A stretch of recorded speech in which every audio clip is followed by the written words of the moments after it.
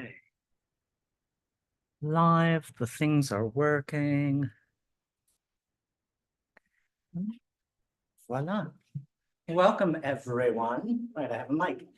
To the launch of Serkan Görkemli's Sweet Tooth and Other Stories, joining conversation by Javier Fuentes. You got the back.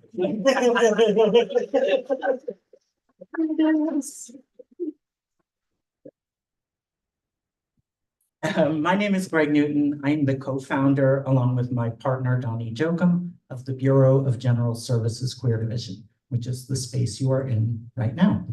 So the Bureau is a project that my partner and I launched in 2012, and we've been here at the center since 2014. We are an all-volunteer queer bookstore. Today, our volunteer is George Edwards helping me out. Feel free to give him a hand.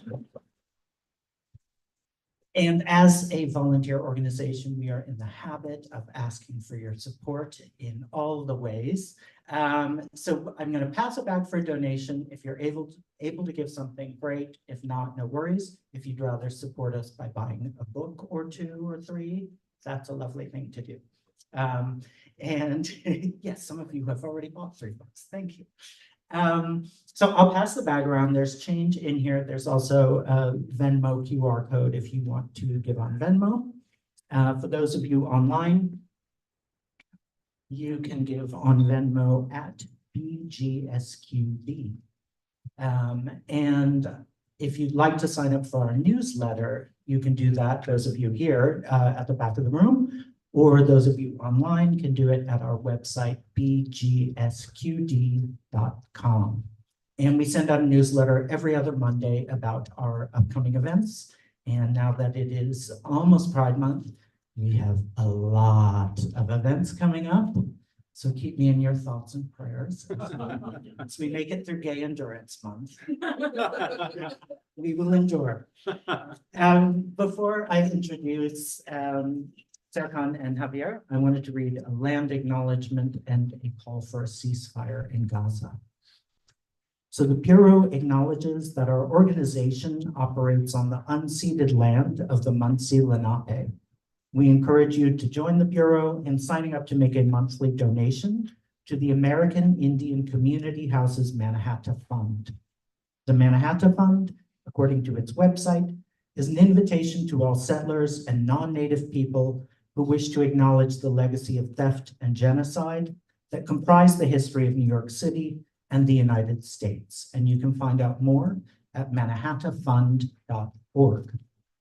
We also want to recognize that today, May 25th, is the 232nd day of Israel's genocidal campaign against the Palestinian people, funded by our tax dollars and enabled by our government's unwavering support. We hope that you will join us in calling for an immediate permanent ceasefire, an end to the siege, and an end to the occupation in order to stop the collective punishment of Palestinians and to ensure the swift delivery of desperately needed food, water, medicine, fuel, and humanitarian aid to the people of Gaza. So, Serkan Görkemli is the author of Sweet Tooth and Other Stories and Grassroots Literacies, Lesbian and Gay Activism and the Internet in Turkey. Originally from Turkey, although I'm sure I did not pronounce it correctly. Good enough, okay? He is a 2018 Lambda Literary Fellow and an Associate Professor of English at UConn and lives in New York. Yes. Javier Fuentes is the author of Countries of Origin, winner of the PEN Hemingway Award for debut novel. He's a Spanish-American writer, a 2018 Lambda Literary Fellow, who earned an MFA in fiction from Columbia University, where he was a teaching fellow. Born in Barcelona, he lives in New York. Please give them both a very warm welcome. Thank you. Hi, everybody. Hello. Thank you all for coming. Thank you all, those of you who are on the internet and the interwebs. Serkan, congratulations. Thank you so much. I'm so happy to be here. Let's try to make this all a bit less awkward. And congratulations to Javier also, because his debut novel has won the Pan Hemingway debut novel award. Thank you. Serkan and I met 6 years ago. I was reminded today at the Lambda Literary Retreat, which was an incredible space for queer writers to work on their works of fiction, nonfiction, playwriting as well. So it's been a while since we've known each other. I was really happy when you told me that you were pushing this book out into the world. I read it and fell in love with it right off the bat. It's a phenomenal collection of short stories.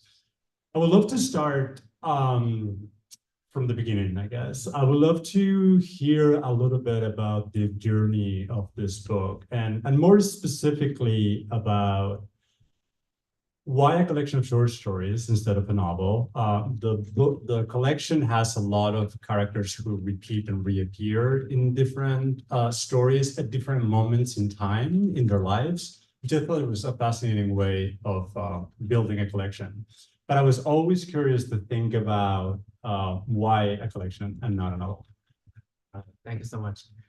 So, those of you who know me, I am a professor at the University of Connecticut, and I've been there since 2007. And a couple of the courses that I teach there are the short story and LGBTQ+ literature, right?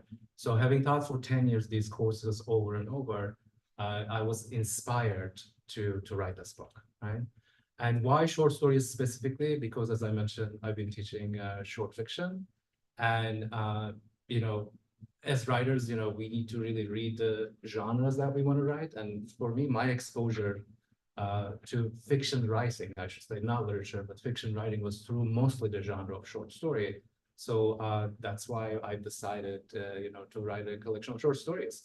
In fact, having taught that course for like 10 years, at some point it felt presumptuous, but I was like, why don't I try writing it, right? Writing one and see what happens. In privacy, not telling anybody except for my spouse, Jeremy, who was sitting at the back. He was the only one who knew it, that I was trying my hand at writing short stories.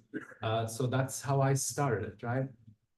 And when I first started writing short stories, that's also about the time when I started going to AWP conference, which is the Association of Writers and Writing Programs. And all of the panels that I've attended, where people who publish short stories, writers, fellow authors, would talk about their books. And they've always said, short story collections are really hard to sell, novel being the more marketable, the more popular genre in the publishing world. So a couple of things I learned was like, if the stories are connected and the characters are repeated across stories, it would be, because, ultimately we want to get our work to the public. And for that, it needs to go through the publishing industry. So if you write short stories that are interconnected, if it is even described as novel-like, that in itself gives it a fighting chance in the very committed publishing world, right? There are a lot of talented writers. There's so much content. So how do you kind of get your work out there? So once I learned that, and then the other thing that I've learned was that with short story collections, you want to publish as many as possible first, because that makes the argument for a new work, for a new voice. So once I've learned those things, and I was in my own personal life, I was working on short stories, then I figured out how I would get this work out there. So that's how the short story collections and how the interconnection between the stories. Fantastic. I have in thinking about this collection of short stories, the first story is all the stories are very powerful in their own way, but the first story is, to me, it was particularly powerful. It's called Webbed, and pretty much is the story of a kid whose name is Hassan, and he's born with this condition where his index finger and his ring finger are webbed. And the story starts with this sort of like really powerful image to me, in which he goes to get an operation, to get like a medical procedure to kind of like open up the fingers. But the reason why they're doing that, the main reason for the parents to do that is so he could wear a wedding ring, right? And to me, it was such a powerful image that loomed throughout the whole story, the whole collection of short stories, because very much is, not to oversimplify things, but it is in a way,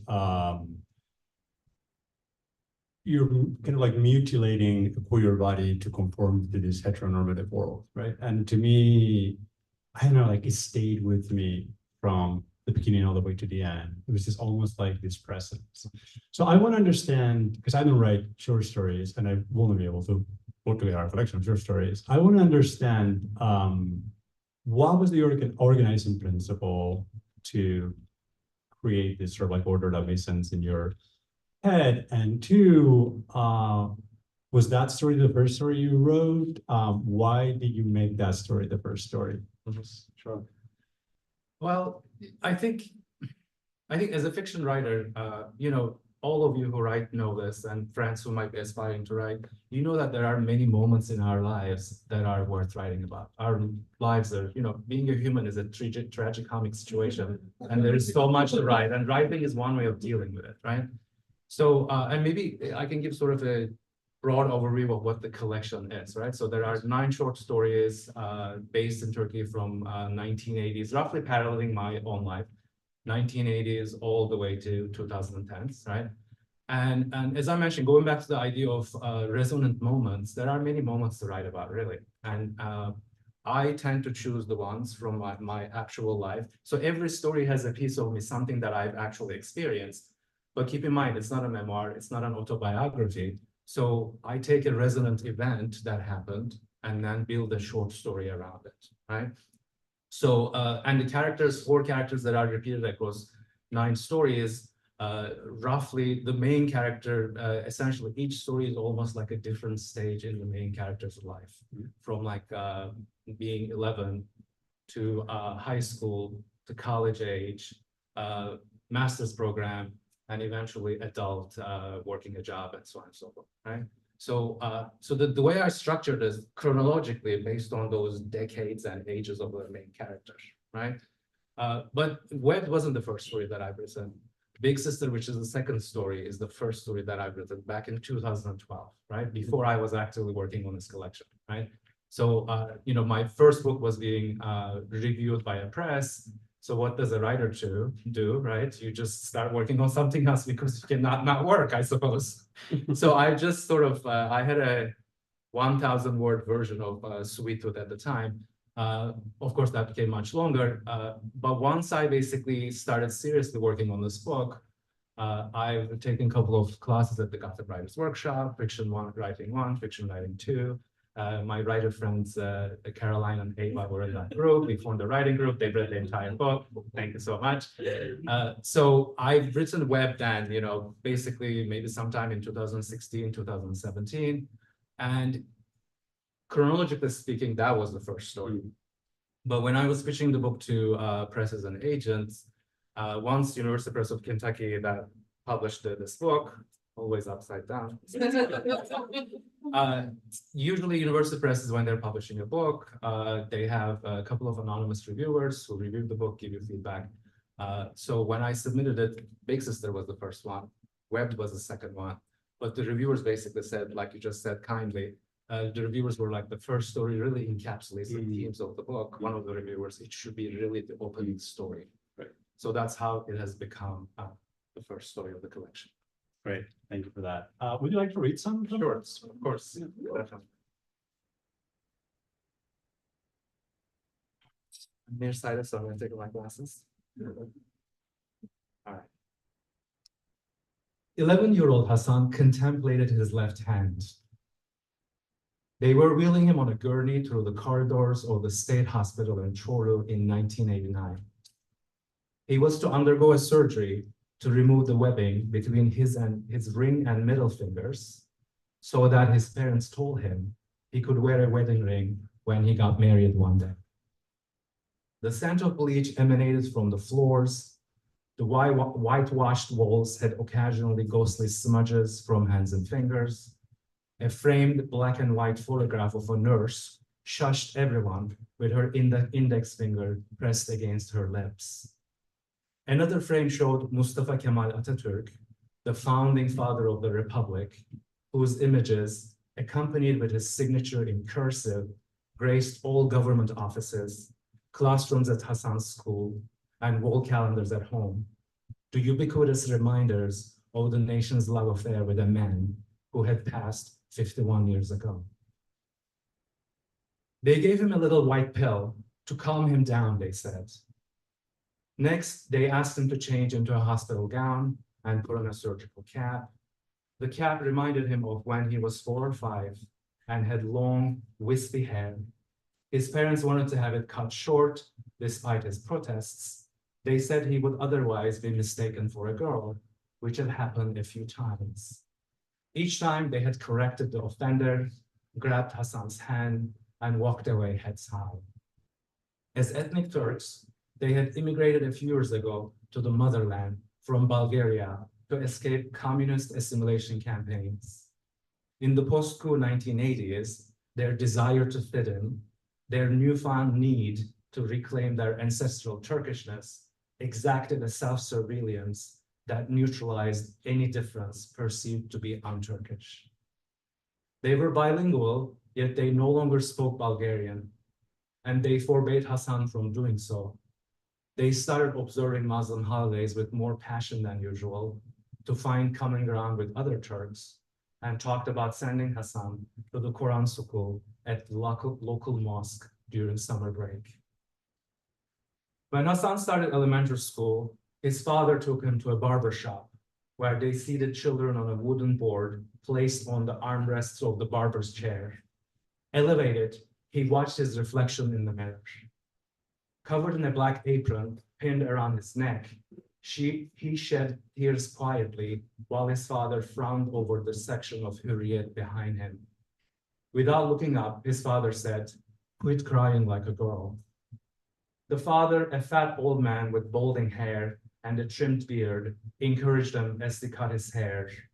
"A big boy like you shouldn't bother crying over a haircut. If you don't like it, you have the roots, you know." Hassan stared at the mirror and acquainted himself with the emerging boy his father wanted. This boy had a shiny forehead and a stiff upper lip, and glared back at him under the fluorescent lights of the barber shop. When the barber was finished, he said, "You now look like a man." Hassan saw his father look up and smile in unison with the other man in the shop. Coming back to the hospital, a tall orderly maneuvered the gurney. His biceps flexed as he pushed it. His parents accompanied him on each side, their eyes on him and their hands on its metal railing. His mother touched his arm and asked, "You good, yavrum?" She treated him as if he were a little boy, yet still, like most Turkish housewives, she lived for the day her child would get married. "Yes, Anne," he replied, forcing a faint smile. She squeezed his forearm gently and let go. "That's my son," his father said with swagger. He blinked and smiled, happy he could make his Baba proud. His father worked in the shipping department of a curtain factory, packing orders and loading and unloading boxes and equipment. The hard labor showed in his calloused hands. Hairy forearms stuck out of his rolled up sleeves, and his shirt was tucked into washed out blue denim. Front teeth, yellowed by black tea and tobacco, picked out from his off-day 5 o'clock shadow. Going back in time, when he was 3, he wanted to be like his sister. He wanted to go to school when she started a few years before him. He wanted to play with paper dolls when she did, and he wanted to wear a skirt when she wore one. His mother, in her deliciously scented red lipstick and brown hair sprayed into a lion's mane, humored him and let him try on a skirt once so that he'd stop his tantrums. He tried to remember if the skirt looked anything like the webbing between his fingers. Was it pink? Was it lined? How short was it? His father yelled at his mother for spoiling him and treating him as if he were a girl. Lately, his father had wanted to spend more time with him. He took Hassan to the local coffee shop where men would gather after work. The men smoked, drank tea, and cursed as they played card games and backgammon over thick tablecloths with occasional burn marks from unwatched cigarettes. He hated the smoke, which stank and burned his throat and eyes, and endured probing questions about school and girls. Sometimes he came up with an excuse not to go, like he had homework to do or didn't want to miss his favorite cartoon, He-Man. He-Man was the alter ego of Prince Adam, who didn't waste time in a coffee shop. He wore an X-shaped chest harness and fur trunks and used his superhuman strength to defend Eternia and Castle Grayskull against his evil nemesis Skeletor. The sneering look on his father's face betrayed his knowledge that his son preferred some stupid cartoon to his company. Coming back to the hospital. Hassan raised his left hand toward the fluorescent light. The pink webbing extended nearly all the way to the middle knuckles of his ring and middle fingers. Both he and his father had similar webbing between their toes, but apparently people didn't care about your toes when it came to marriage. He thought of Duck's webbed feet and their skillful navigation of the pond near the neighborhood playground, where he used to play when he was 7 or 8. He would run his hands through the cool water and watch its movements against his fingers. The gurney swerved around the corner, causing his hand to wave in the air. He craned his neck backwards. Upside down, the tall orderly said, "Sorry, arkadaşım," and grinned. A few wiry chest hairs burst through his V-neck and his scrubs. A set of white teeth flashed through the cutting candlelips of his mustache and bearded face. Hassan smiled back. As he strained his neck, he remembered being 5 and playing with a schoolmate. They were naked on a rug on the floor. They rubbed their bodies against each other. The strands of fabric in hues of pink and beige mingled with one another in the afternoon light. He didn't remember what happened before or after and where they were exactly. Yet, like the fireflies he would suddenly spot on a summer evening, this memory appeared now and then, making his heart skip a beat and his insides feel warm.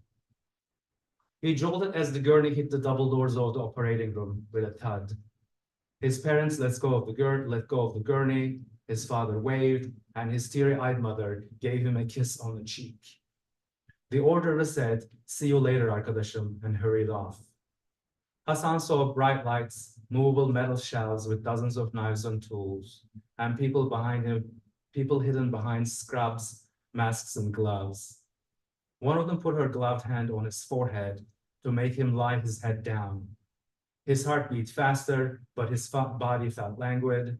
He closed his eyes and imagined himself elsewhere, anywhere but here. He was in front of the kitchen window back home, the wings of which opened onto the fruit orchard at the back of their first floor apartment. The orchard looked like a fairy tale forest at night and was shot through with sun rays during the day. It was hot. He was 6 years old and bored. His sister had homework and wouldn't play with him. Barefoot, he climbed through the window and collected ripe plums that had fallen from the trees. He brought them back to the kitchen, smashed them with his fist, breaking the cloudy purple rinds, and rubbed the soft burgundy flesh against the metal colander, perforated with a flower pattern. He collected the foamy, sweet and sour pulp in the bowl underneath. Again and again, he climbed through the window, down to the garden, and back up to the kitchen, sometimes accidentally stepping and sliding on rotting plums and splattering plum juice all over the kitchen. When his mother returned from the next door neighbors, she yelled at his sister for not watching him and at him for making a big mess. She said that only girls made marmalade and that she would tell his father if he ever did something like this again.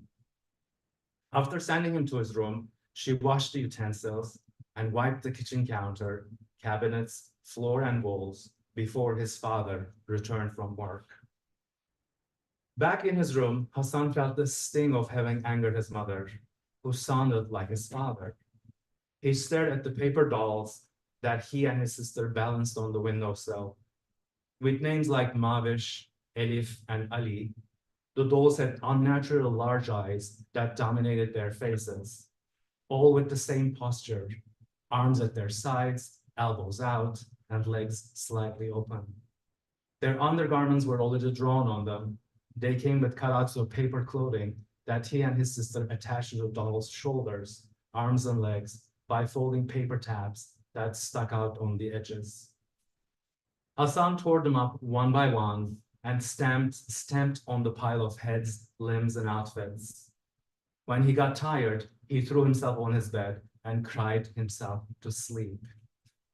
Now back to the operating.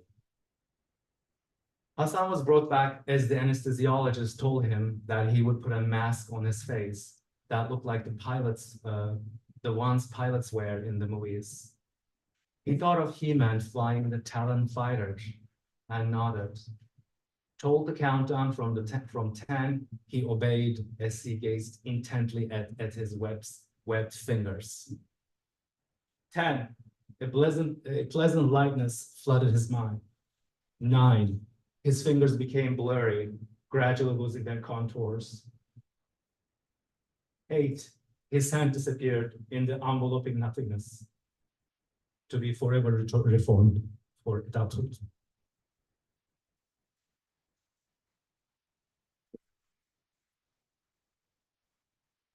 Oh, beautiful. Thank you for that.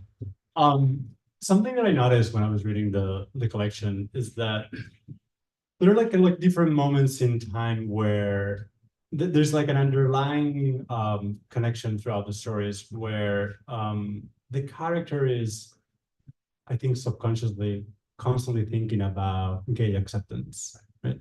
And I feel like even though the stories become a bit of like a map into this character's life, that recurring question is always underneath the text. Can you speak a little bit about how you did that? Well, as I mentioned, so we have the main character who's in most of the stories, and then there are 3 other queer characters. So all of them, as they're moving through their lives from the 80s through the 2010s, the question of acceptance comes up, right? Because, again, just to sort of cover in the Turkish context, first LGBTQ advocacy organizations were established in the early 1990s. So it's been like, 20 years or so. So, and, queer identities have existed in Turkey historically. So people know that queer people exist, of course. Mm-hmm. But usually the attitude is, that's foreign, that came from America or the West, or, it's something hush-hush, people don't want to talk about it, So, I mean, it depends, it's changing. But, in that cultural context, in that environment, of course, these characters, the question of acceptance is always with them, right? And as we can see in this particular story, even though we have a child character who's queer, he doesn't have the language or the tools necessarily to articulate that to himself. Mm-hmm. But at the same time, he knows what it is that he's different. The family knows it, right? Mm-hmm. But whether they're going to verbalize it, put it in words or not, is the big question. And I think that is also related to the question of acceptance, because if it is not being verbalized in the environment around you, then obviously that's sort of one of the biggest challenges, mm-hmm. right? Mm-hmm. And of course, attitudes towards gay men versus lesbians, they are kind of slightly different. But again, the question of acceptance, whether you will be accepted, whether you could be who you are with all of who you are, is kind of like a big question. And all of the characters go through this. Yeah. Even the allies or the non-allies in the book, they are also grappling with that, question, how they can come to terms with the queerness that they observe around themselves. So that is definitely a sort of a thread through all of the stories. Great. Great. Another question that I have for you, I feel like you left Turkey after undergrad, right? When you graduated, same as I did. I think that we have spent at this point more time in the U.S. than in our countries of birth. Right. Why I assume that you consider the U.S. or at least New York to be your home. Why write about the home that you left behind? Mm-hmm. Definitely. Yeah, I came to the US in 1998 for grad school. So I was 24 then, and I've been in this country for 26 years. So I've been more in the US than in Turkey at this point. But as I mentioned to you, I always go back once a year to visit relatives, family, and so on and so forth. Well, I mean, this being my first fiction book, I wanted to write about what I knew, right? So it started with that. But also, even though I live in the US longer now, I'll always be Turkish, right? I mean, that's who I am, right? And then, the binational, the queer existence, going between back and forth, the language differences, Turkish versus English. So like, I mean, it's so much a part of who I am that, and then as I mentioned, LGBTQ rights in Turkey is relatively new. There's always the question of which way it's going to go. So that is also intrinsically a concern that I have. But definitely, I think my being in the US sort of have given me almost license to write this book with the perspective, dual perspective that I have, binational perspective. So yeah, those are the reasons. Writing about what I know, but also bringing what I learned in to hopefully bring a fresh lens on the experience that I know from Turkey. Yeah, I just find fascinating that we've gone through like so much hardship to like make this our home, and then when we get to write a book, we write about the place we left. Okay. Yeah, but we leave places, but places never leave us, right? True, I mean, you carry it home with you, right? Yeah. And when I go to Turkey, I carry US with me, right? Yeah, And when I'm here, Turkey's with me, so it's they never leave. Yeah, right? and I also feel like, to your point, I feel like they never leave, and they also occupy space in different ways. Like I feel like when I was in my 20s, like I considered US to be X, Y, and Z, and Spain to be whatever. And then I go back, and like that foreignness feeling is sort of like fluid, is always changing. Right. You're trying to like just put everything in a box. And then it's just like, nope, this is how you feel now, and it's always surprising. That's true. That's true. And I think also being like, same for you too, being sort of binational writers, that identity, our language, our accent, all of that is part of who we are. But in different spaces that you're going through, like when I go to Turkey, my friends tell me, now you're speaking with a nasal accent. With Midwestern, probably I got it from Jeremy, right? And I appreciate it, don't get me wrong. But people pick up on things that you are different now. It's kind of, it becomes like sort of a queerness in a good way, right? That hybridity that we carry with us everywhere. And I think that gets reflected in our work, even though we might be just writing about, in this book, I write about Turkey, but I feel like it is so much about America too. Oh yeah, no, 100%. And to your point of what you're saying, like it's funny because I go back to Spain once a year or so, and I sound more gay in English than I sound in Spanish. It's fascinating. I sound like a little bit more masculine in Spanish. Try to imagine that. But I think it's fascinating because I feel like that is just how you've been wired. Anyway, going back to the book, I got fascinated by how you built the secondary characters. I feel like secondary characters in this book really are great. They're mirrors that are greatly positioned for the protagonist to see himself in their different light, right? And I feel like that was very masterfully done. How you sort of like place all these other characters for us readers to understand what the protagonist was going through. Can you speak a little bit about that? Sure. I think mirrors, you use the word mirror to describe minor characters. I think that's the right word for it. Because I mean, especially when it comes to being queer, LGBTQ+, especially when you're first coming out, or even, I tell this to my students also, unless I'm walking around with a sign that says I'm gay, people always assume that I'm straight, right? That always happens. But the other people is almost like how they perceive you, what they think of you. And we can say the same thing about immigrant identity too, like different social environments that we move through. Other people are almost like mirrors held up to you. What they think of you, how they perceive you, should kind of like reflects back to you who you are in some ways. And I feel like being, whether characters or us as people, is really the struggle is to really what people project back to you and what you think yourself. I think we are trying to overlap those two together. I feel like that's the healthiest place to be. But the only way we can get there is to really interact with other people, go through the test of that, what people are projecting back at you based on who you are. So I've tried to do that in the characters also. Keep in mind, these are short stories. Short stories usually have one main character and maybe 1, 2, 3 like minor characters. So you're trying to do a lot in the span of a shorter work. So that's why I think minor characters are really important, whether in the case of the story that I've read in Web, where it's the parents, obviously, the parents through choices, the actions that they're taking, not only they are projecting a certain view of Hassan on him, but they're also imposing it on him, right? So it is, I think it's really important for readers, in order to understand the identity struggle the character is going through, the main character, they need to see how other characters see him, what they project back at him, so that they can really understand. Because I think the conflict is really, it's not just the internal, it is the conflict between other people, how they see you and how you see yourself, and what happens when those two things collide. And that's what I've tried to do, you know, when my protagonist is kind of interacting with minor characters, that whatever happens in that interaction, different perceptions, that is who they are. That's great. I mean, I feel like my experience of your, what you call minor characters or secondary characters, they felt so fully formed that they could be protagonists. Like they can be their own protagonists in their own stories.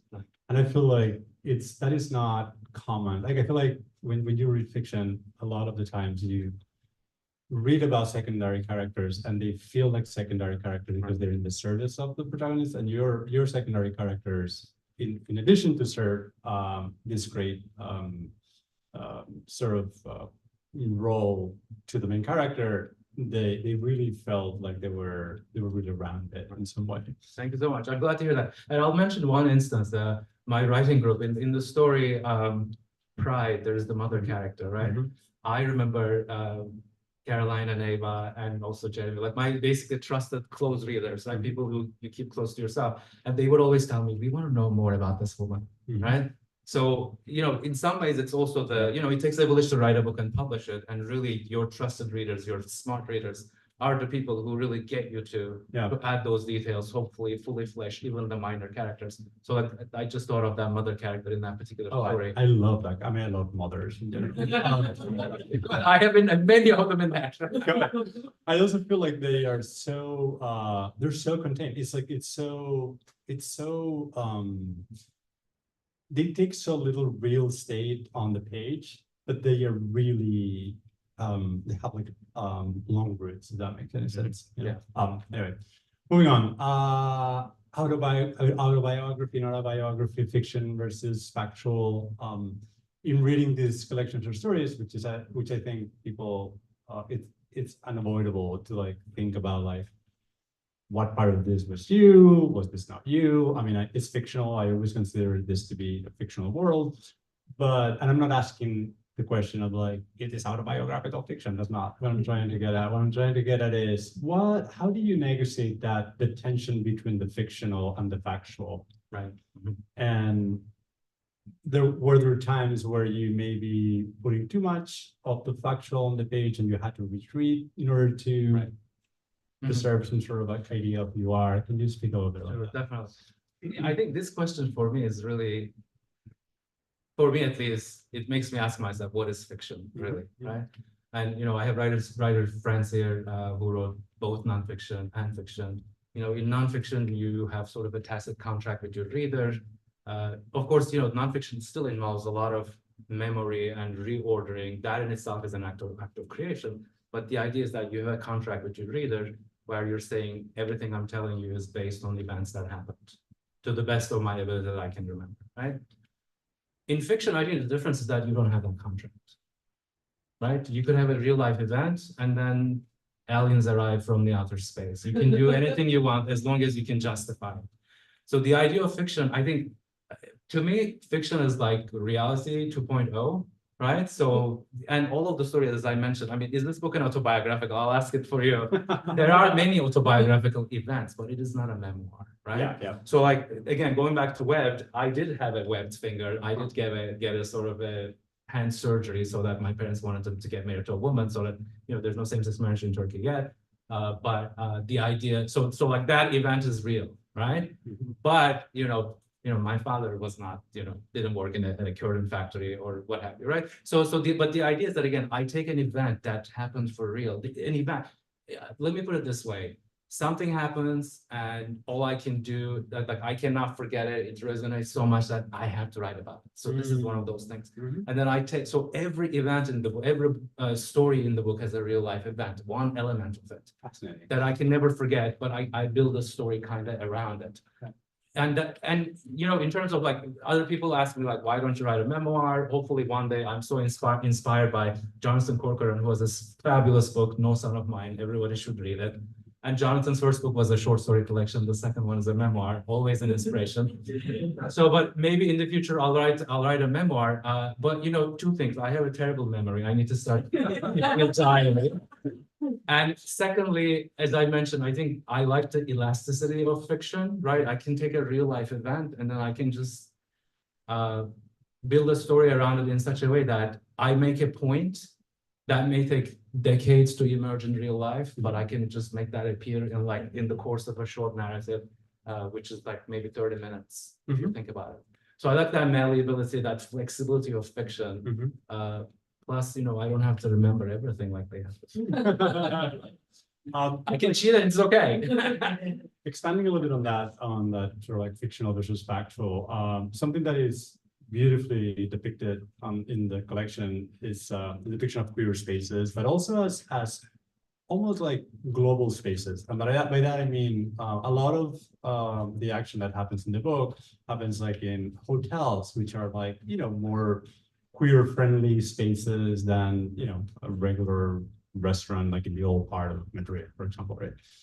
Can you talk a little bit about space in general, about queer space in Turkey, and also, again, going to the fictional and the factual, how many of those spaces were real, or were they a product of your imagination? Yeah.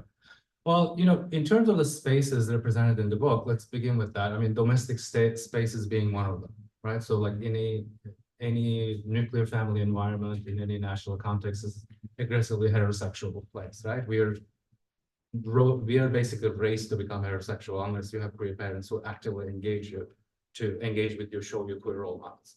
So domestic space is always, I think, where this part, you know, there are many scenes in the first story that I've read. The domestic space is when he's watching a documentary with his father, or they're having tea, or what have you, right? So domestic space is always, of course, queer people have always existed in those places, right? They may not have called themselves as LGBTQ, but you know, they've existed. So domestic space actually is always pregnant with queer possibilities, but that comes back to language and who's going to acknowledge and whether people are going to support and uphold that, right?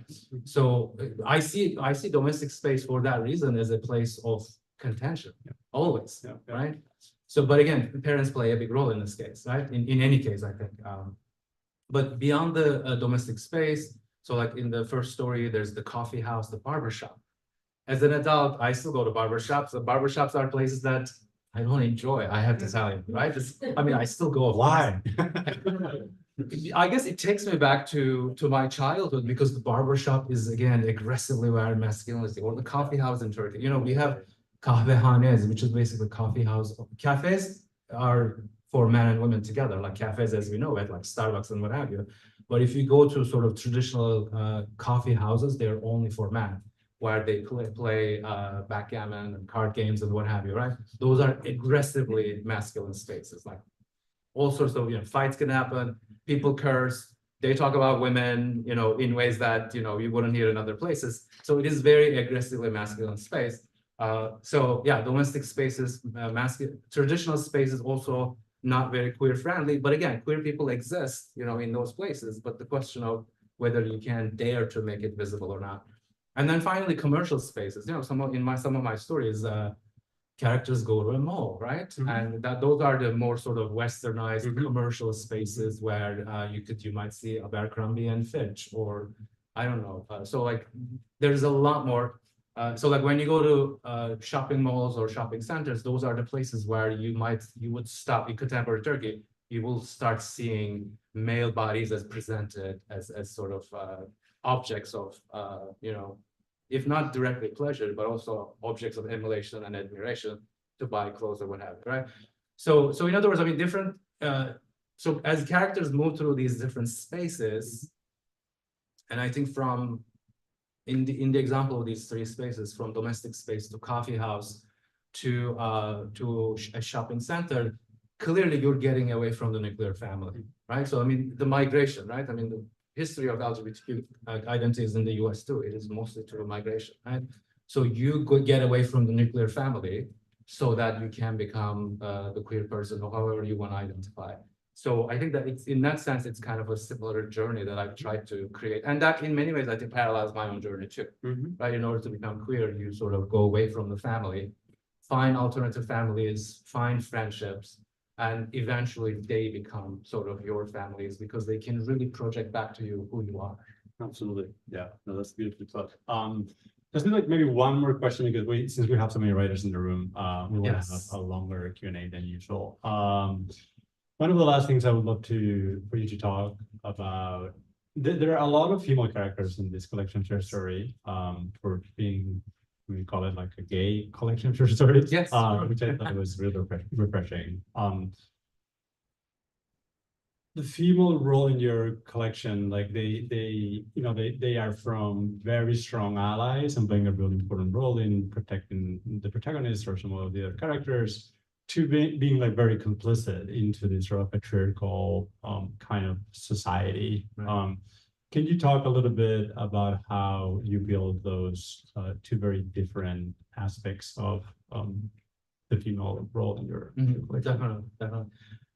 I think, again, I'll mention a little bit of autobiography here because, you know, as a gay man, I grew up around women, right? So, and until, you know, I became a teenager and eventually an adult, prior to all those life stages, I hung out with women in my family, women who showed up from the neighborhood. So like, I feel like the maternal matriarchal culture is really sort of a big part of who I am in that sense. But of course, but at the same time, you know, again, considering the sort of the gender dynamics in Turkey, very binary, you know, men are expected to be strong and masculine at all times. Women are expected to be, you know, feminine and, you know, cater to women. So like we have that binary, but people who can cross that binary are the older maternal women, right? So those are the women who can really become strong allies. But there's only so much they can do in a social context where, you know, there's a line they cannot cross either. So I think in my older female characters in the book, that's essentially the dynamic that I try to represent. I mean, they are great allies. They're there for you. They take care of you and so on and so forth. But at the same time, some of them, you know, they can only go so far because there's something at stake for them too. Yeah. So I personally really related to that sort of dilemma the older female characters have, because, you know, again, they have so much love. I think about the women in my story, you know, but who I am is really as a result of them. So I know that there's so much love and there's so much protectiveness, but I know that they can only go so much. So I try to really sort of illustrate that. And I think they feel the pain of that too, because all of a sudden, you know, they know you're queer. Now they have that secret, whether they're going to tell it to their kids, to their husbands or not. And they really sort of, I think, they themselves may or may not be queer, but I think they kind of intrinsically understand when they realize that this is something they might have to sort of hide. Yeah. So I wanted to me, that's the place and I try to be very sympathetic to that. Yeah. You know, I'm not rejecting them because of that. I try to be very sympathetic, and that's what I try to sort of represent, that fraught place that they are at once they realize that they have a queer child or a queer friend that they love so dearly, but for whatever reason they can't 100% be out with it or 100% accept it. Yeah, and it's beautifully done. It really feels like you're writing a homage to them. It's just really beautiful. Thank you so much. Okay, who is ready to ask Serkan some questions? Tom. So Javier, when you said you presented more gay in English and Spanish, my question for you, Serkan, is how important was it to be written in English versus in Turkish? And would that have presented differently? Do you present your story differently? I don't know how that, you know, plays into it.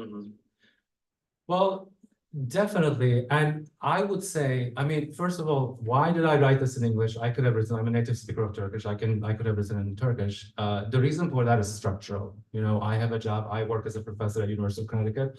In order to keep my job, I can or get promoted. I need to write books in English. Yeah, but that is what it is. And also all of the, you know, whether it's funding or time or possibilities the university provides. Don't get me wrong, I'm not being critical of my employer here. Definitely, I have the structure that enabled me to write this book or write any further books in the future. But it's just a fact. It is part of that choice, the language choice. Mhm. I think if it was, I guess, going back to what Javi said, I think I probably sound gay in Turkish or English. It doesn't matter. I don't know. I'll ask my Turkish friends next time and get back to you on that one. But I think yes, it would probably be different. Like, you know, one of the things that I've been recently thinking is, what would the title of this book be if it was in Turkish? Because we don't have the idiomatic expression "sweet tooth" in Turkish, right?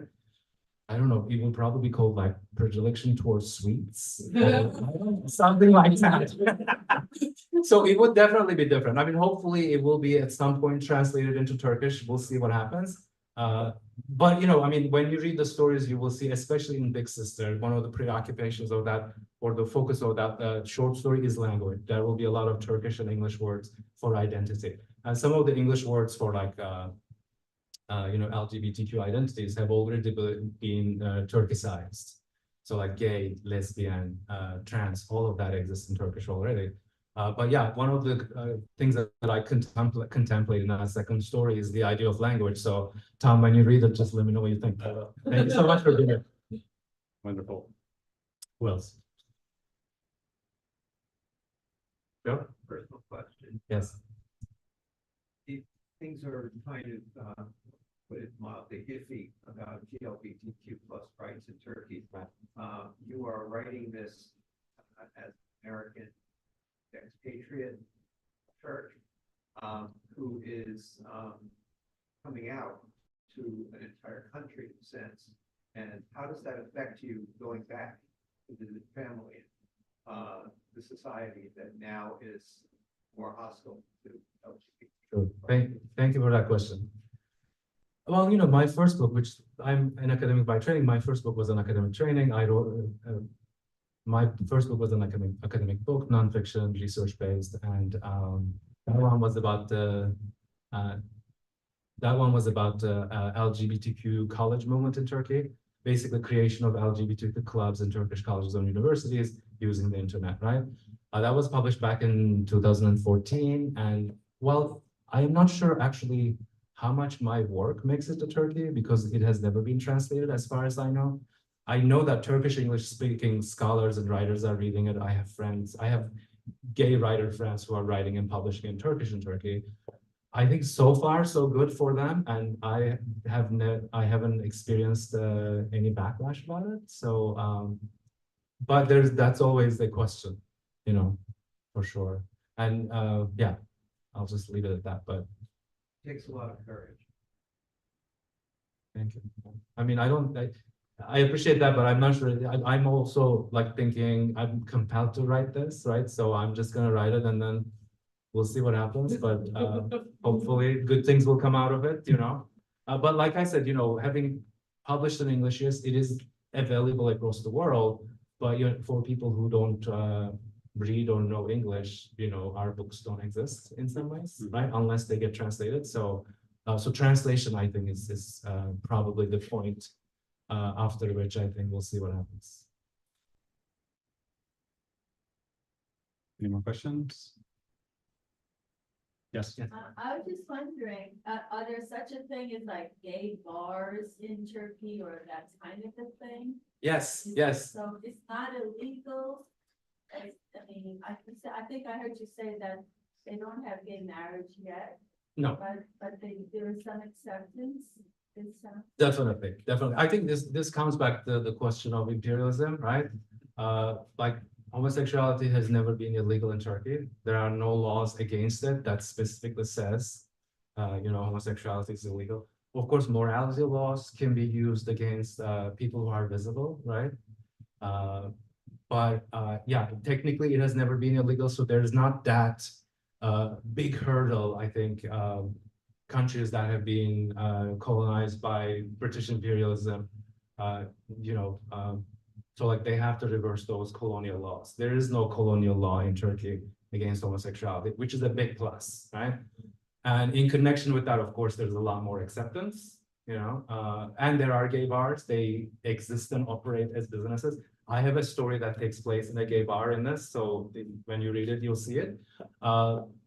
Yeah, but you know, at the same time, though, kind of reaction is random. Like one time, there was in Ankara, there was a German gay film festival that was banned, for example, right? But you know, we have advocacy organizations that have screenings, film shows, you know, things like that. So, but again, it's sort of a local negotiation because local administrators have a lot of power. They can ban activities. In fact, you know, gay pride parades have happened in Turkey from 2003 through 2014, but it has been banned since. So like, so in other words, I mean, I think the prohibition comes when something becomes highly public or visible, but a lot also happens where queer communities and people exist and live their lives. Thank you for that question. Scott? How do you think writing this book will change how you teach a course? Great question. Yeah.